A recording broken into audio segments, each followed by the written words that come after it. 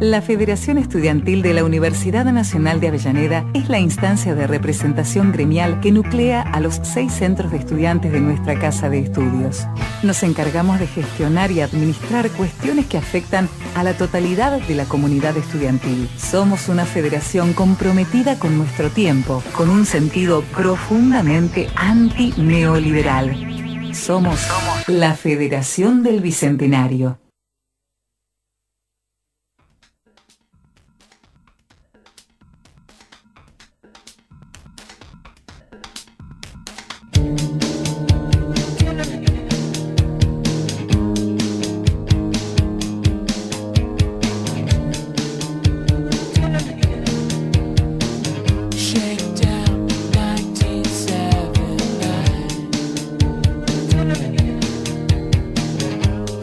Seguimos en el aire de Fundab Radio escuchando a los Smashing Pumpkins. Falta la hielera de Peter Frampton, yo solo quería uno de jamón. Vamos a continuar acá con la agenda de Fundab Radio. Vamos a hablar con Santiago Fraschina, director de la carrera de Economía. Hay mucho por hablar, se viene el Congreso del EPA. Presentaron la semana pasada junto con ni más ni menos que Axel Kicillof el libro Macrieconomía. Tenemos mucho por hablar. Santiago, ¿cómo andás? Federico te saluda. ¿Cómo te va, Federico? Un saludo grande. Bien, gracias por este tiempito. Tengo mucho retorno, no sé si ustedes me escuchan bien. Te escuchamos perfecto, ¿eh? Bueno. Bueno, agradecerte en primer lugar este tiempito que tenés para el programa, ¿eh? No, gracias a vos para permitir salir y poder difundir las cosas que estamos haciendo de economía. En primer lugar, una duda que tengo, a ver si me podés desasnar, antes de ir a las cuestiones de la universidad y todas las novedades. Subió la nafta, pero el dólar no subió. ¿Cómo se explica eso? Porque, digamos, la excusa era esa, ¿no? Para los aumentos de combustible. Sí, no, lo que pasa es que el problema que hicieron ellos fue de regular el precio del mercado, no solo dolarizarlo. Entonces, al de regular el precio del mercado, ya la Secretaría de Comercio no interviene más y deja que las empresas petroleras fijen el precio que quieren. Entonces, ellos analizando de que si le conviene o no, van subiendo los precios. Y me parece que también lo que están imaginando es una futura devaluación de la moneda nacional, con lo cual se están anticipando, como están haciendo no solo las empresas petroleras, sino gran parte de las empresas que tienen dolarizadas sus tasas de ganancia, que saben que este dólar bajo, sí, no. Que el nivel del dólar es relativamente bajo, porque prevén que para fin de año o principio del año que viene el dólar va a estar mayor, con lo cual se anticipan a esa nueva devaluación y entonces ya empiezan a subir los precios. Y desde lo económico, ¿hay alguna forma de que esto no estalle en 1000 pedazos? No, la verdad que no. Ya empezó a estallar, porque que el dólar pase de 20 pesos a 40 pesos como ha pasado, eso es que explotó la primera burbuja financiera. La burbuja financiera de las LEVAC que está explotando ahora, y entonces lo que está generando es una destrucción de la economía real en términos de pulverización de los ingresos reales de los argentinos, caída del consumo, tasa de interés alrededor del 70%, caída del crédito y por lo tanto destrucción de la economía real en términos de quiebre de las pequeñas y medianas empresas, que venía pasando pero ahora se está profundizando, y lo que vamos es una terrible crisis laboral en la Argentina. ¿Quién se beneficia con este modelo? Por ahora los bancos, principalmente, las empresas energéticas son las dos grandes beneficiarias, y el complejo agroexportador, que está aumentando su tasa de rentabilidad no solo con la quita de la retención, que ahora volvió una retención, pero una retención fija, sino además con la devaluación de la moneda. Entonces vos tenés los bancos los principales ganadores con esta burbuja financiera. Vos fijate que está explotando la primera burbuja financiera de la LEVAC, y ya generaron una segunda a través de las LELIQ, que es muchísimo más grave que las LEVAC, porque las LELIQ vencen semanalmente y la tasa de interés está alrededor del 70%. Los bancos ganan, el complejo agroexportador también, y las empresas energéticas, no solo petroleras, sino las empresas de energía, con los aumentos permanentes de las tarifas de los servicios públicos. Mientras tanto, creo que fue el viernes o el jueves que veía en la tele que Toto Caputo estaba en la final viendo a River, digamos, ¿no? ¿En dónde estaba? No, eso no lo llegué a ver. Fue al partido de River.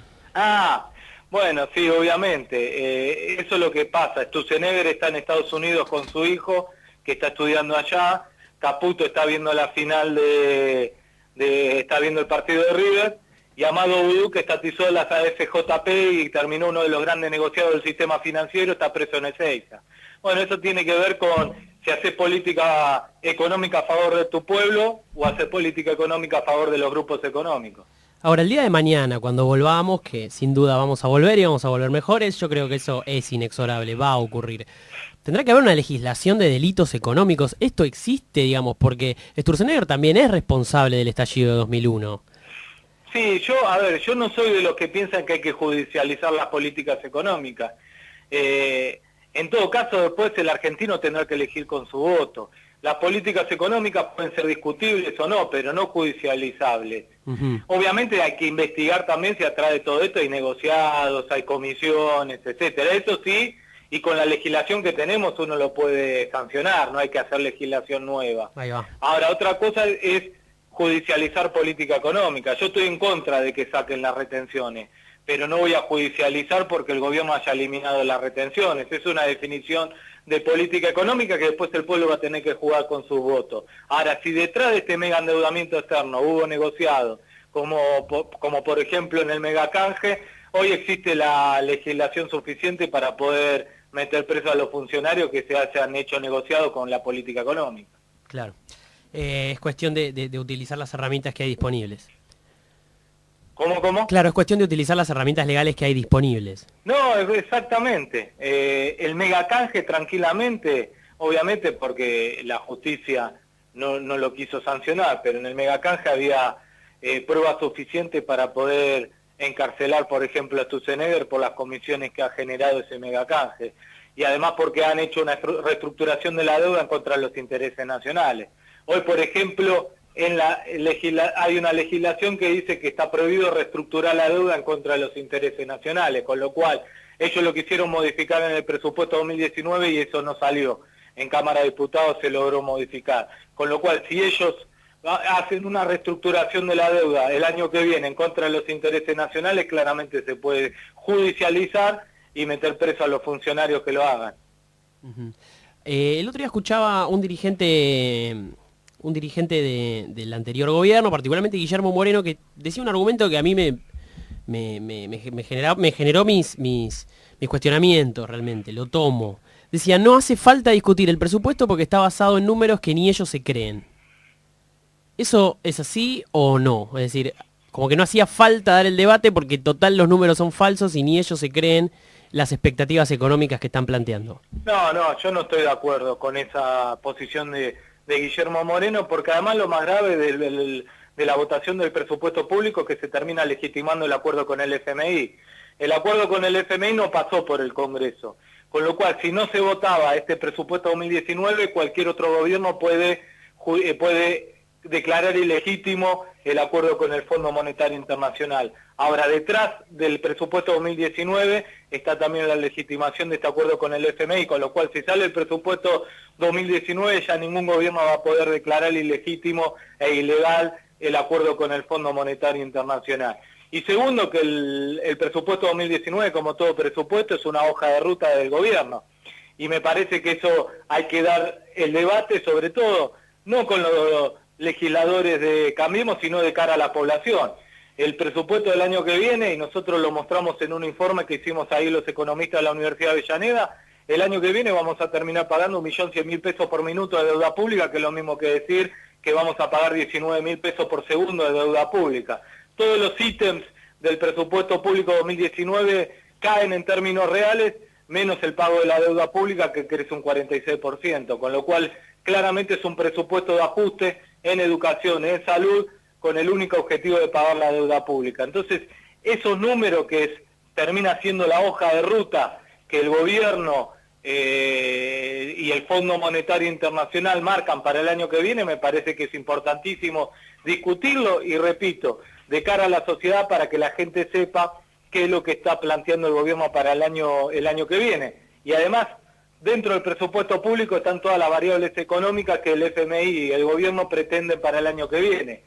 Si el presupuesto, las variables económicas que están en el presupuesto, el año que viene vamos a terminar el año con menor PBI, mayor inflación, menor inversión y menor crecimiento que en el 2015. Es más déficit fiscal vamos a tener el año que viene que en el 2015. Es decir, ninguna de las variables económicas el año que viene van a ser mejor que en el 2019, todo lo contrario, van a ser todas más bajas.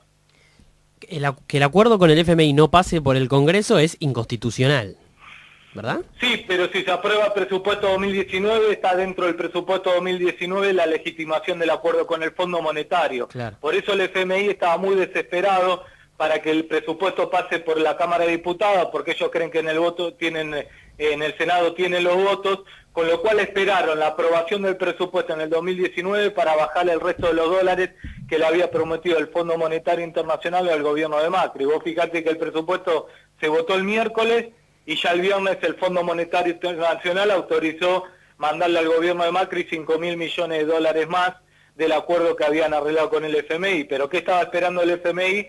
El voto de la Cámara de Diputados del presupuesto 2019 para tener tranquilidad que ahí se estaba legitimando el acuerdo con el FMI. ¿Por qué lo hacen? ¿Por qué le dan más guita?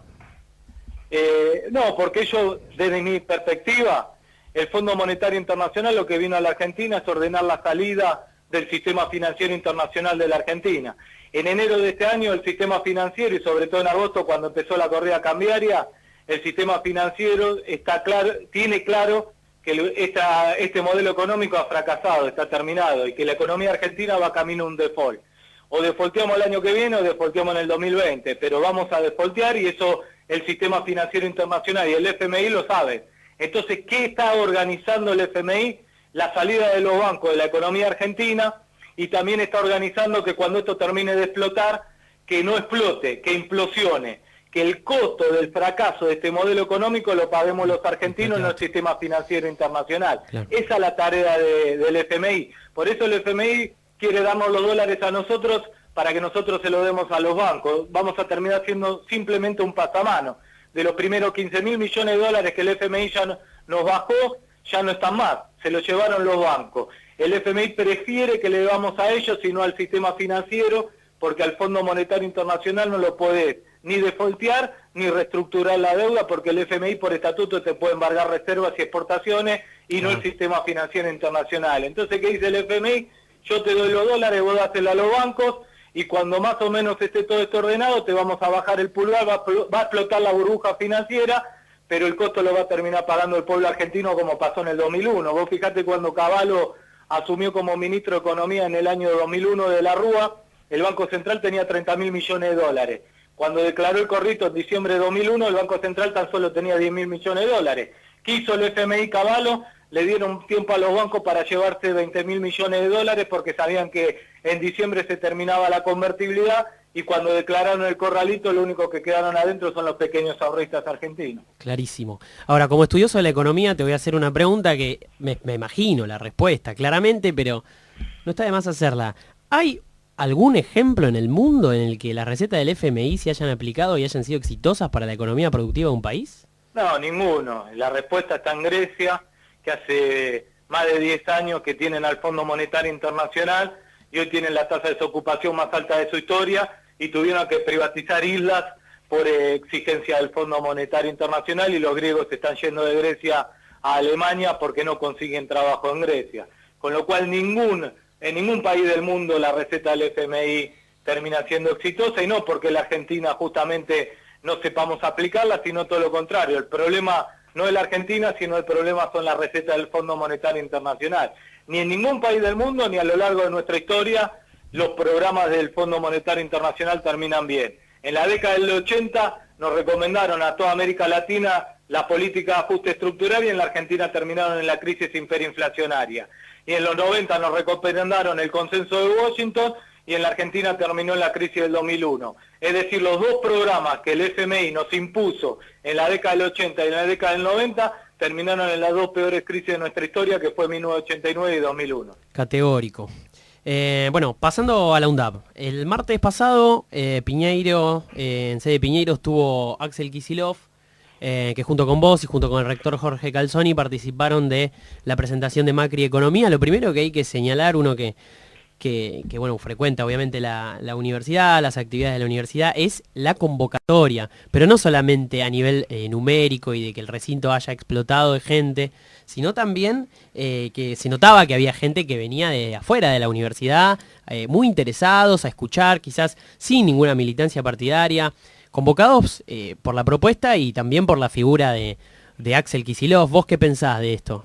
No, efectivamente. Como bien vos decís, nosotros el martes pasado presentamos el libro Macroeconomía, el impacto del neoliberalismo en la Argentina, que es un libro de 2 tomos que sacamos con el colectivo Economía Política para la Argentina y que es el resumen de los mejores artículos que se presentaron en el primer congreso de EPA que se hizo en el año 2016 en la Universidad General Sarmiento. Entre la UNDAV y la General Sarmiento publicamos los 2 tomos de estos libros que escriben más de 40 economistas entre los 2 tomos.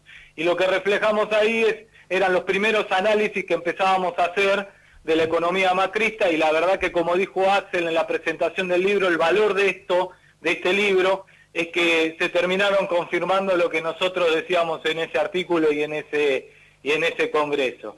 Y aprovechamos que además el prólogo del libro está realizado por Axel Kicillof, y que además nosotros tenemos una gran admiración por Kicillof y por todas las políticas económicas que fue aplicando Kicillof en el 2014-2015, y además viéndolo en retrospectiva, comparándolo con lo que está haciendo el gobierno de Cambiemos, decidimos invitarlo a Kicillof para que venga a una charla, y la verdad que, como vos decís, fue un éxito, tanto por la convocatoria como por la atención. Yo veía a la gente escuchando a Axel Kicillof con mucha atención de lo que le decía, y la verdad que también el discurso de Kicillof fue muy bueno, y por eso estamos muy contentos.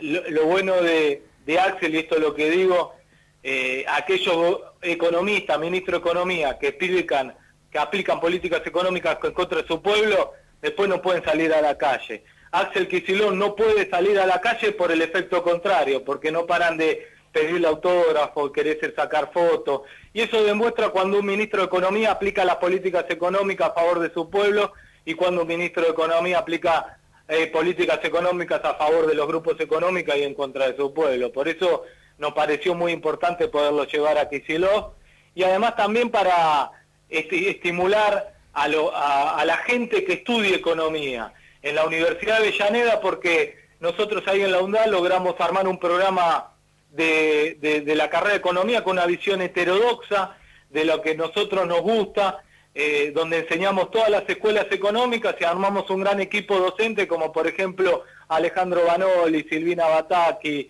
Hernán Lecher, Mariano Questemo, Demian Panigo, Andrés Aciaín, Delfina Rossi, es decir, un gran equipo docente que nos parece que va a terminar culminando con una gran carrera de Economía, y por eso también los invitamos a todos a inscribirse en la carrera de Economía para empezar el año que viene. ¿Por qué nos tenemos que anotar en Economía? Esa era la próxima pregunta. Es decir, ¿cuál es la mirada que tiene la carrera de Economía en la UNDAV que nos aporta a entender la realidad y desde qué lugar?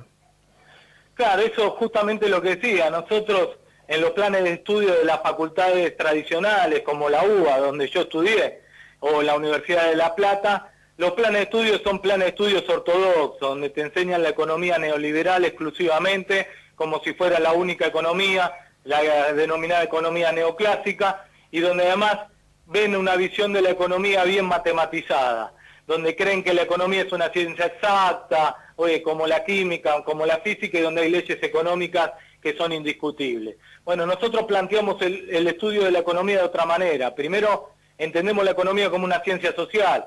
Por lo tanto, si la economía es una ciencia social, un mismo fenómeno económico tiene distintas miradas.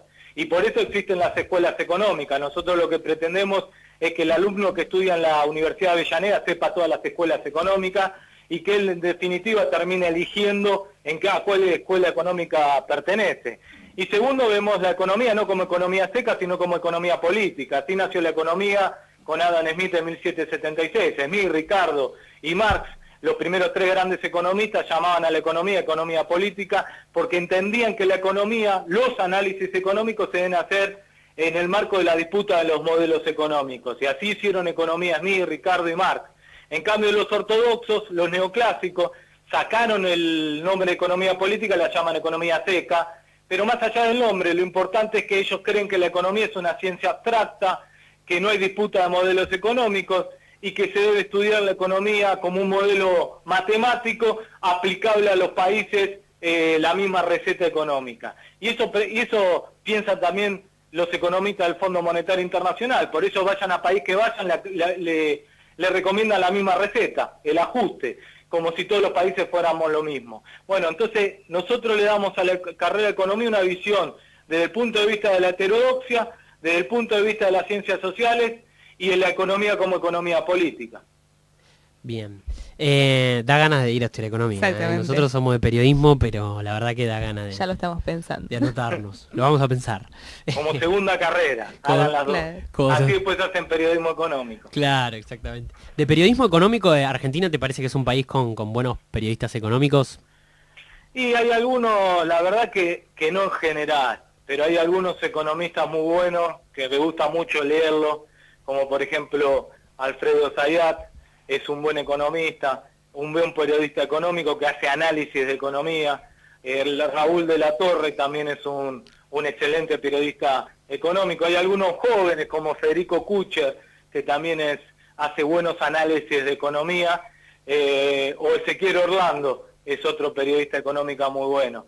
Pero en líneas generales, cuando uno observa la mayoría de los economistas o de los periodistas económicos, la verdad que no son muy buenos, pero sí existen algunos que la verdad merecen rescatarlo y sobre todo a los jóvenes. Hay muchos jóvenes haciendo periodismo económico que son muy buenos.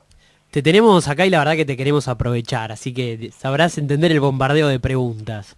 Está bien. Ya que estamos te lo pregunto. Milei, personaje Milei. Sí. Y esto del, no sé, anarquismo liberal o liberalismo anarquista, no sé, lo que viene a proponer. ¿Qué onda? ¿Qué pensamos sobre eso? No, Milei, como los economistas de su grupo, como Esper, también están Claro. Kachanowski, ahora de los que me voy acordando, que son la mayoría economistas del SEMA, son economistas que trabajan para los grandes empresarios. Milei particularmente trabaja para Eskenazi, en Aeropuerto 2000, con lo cual son representantes de los grandes grupos económicos, y sobre todo aquellos que pertenecen al SEMA, como por ejemplo Espero, Carlos Rodríguez o Kachanowski, que su objetivo central es dolarizar la economía argentina. Entonces, que pretenden pulverizar la moneda nacional para después dolarizar nuestra economía, que es también el gran objetivo del Fondo Monetario Internacional y del sistema financiero internacional, dolarizar nuestra economía, como hicieron en Ecuador en 1998, donde la dolarizaron y los asesores fueron el FMI, Domingo Felipe Cavallo. Con lo cual, me parece que eso, que al gobierno le viene bien también, que Milei salga a hablar, porque los hace pasar como progresista, Claro. a Duhovne. Pero detrás de eso es ser funcional al gobierno de Macri, pero además tratar de ver si pueden terminar de dolarizar la economía argentina para que la Argentina no tenga moneda, no tenga banco central y nuestra moneda sea el dólar, y por lo tanto terminamos de ser una colonia económica. Y ese es el objetivo de los economistas del SEMA, donde están todos estos. Se viene el Congreso del EPA. Exactamente, el 14, 15 y 16 de noviembre, es decir, la semana que viene, miércoles, jueves y viernes, hacemos el tercer Congreso de Economía Política para la Argentina, que se llama Macrieconomía, el ajuste como política económica. Lo estamos haciendo en la Facultad de Periodismo de la Universidad Nacional de La Plata, sobre todo el jueves y viernes, donde se van a presentar los trabajos. El miércoles es simplemente el lanzamiento del Congreso, y ya se presentaron más de 75 trabajos que se van a estar exponiendo entre jueves y viernes, desde las 9 de la mañana hasta las 7 de la tarde, y van a tener economistas como Aciaín, como Roberto Felete, como Silvina Bataki, como Delfina Rossi, como Alejandro Banoli, algunos de los que me acuerdan que van a exponer en ese congreso: Hernán Lecher, Mariano Kessemon, Ernesto Mato, Martín Burgos, todos economistas de mi perspectiva muy buenos en términos académicos y además muy buenos con la concepción que tienen, con lo cual están todos invitados. Hay un link que si estaría bueno que lo puedan difundir, yo después les mando para la inscripción a aquellos que se quieren anotar como asistentes, se entrega diploma a aquellos que asistan al Congreso, Así que los invitamos a escribirse para poder escuchar también a los economistas para ver qué tienen para plantear para el análisis de la economía macrista. Bueno, genial. Entonces reiteramos la invitación, vamos a estar difundiendo eso. Bueno, un lujo. 1000 gracias, de verdad. No, gracias a ustedes para lo que necesiten y gracias por permitirme difundir de vuelta las actividades de la carrera de Economía y además poder difundir el Congreso de Economía, que para nosotros es importante y nos parece importante que puedan escuchar qué tienen para decir los economistas heterodoxos acerca de lo que nos está pasando en términos económicos en la actualidad. Gracias, Santiago. Para lo que necesites, ya sabes, Fundab Radio está. Muchas gracias. Un abrazo grande. Ahí pasaba Santiago Fraschina, director de la carrera de Economía. Una nota que deja mucha tela para cortar. Impresionante, y deja claro, así como en una breve síntesis, el porqué de esto, ¿no? De la falta de dinero, que no es falta de dinero, sino que es porque que la pregunta que se hacen muchas personas, si se pide plata, ¿por qué no hay plata y por qué se ajusta, no? Y muy claro quedó con la explicación del director de la carrera de Economía cuando dijo que es por la fuga de los bancos. Así que una explicación muy clara y buena. Tal cual. Bueno, vamos a la tanda y cuando volvemos cerramos con la agenda estudiantil de este Fundab Radio de hoy.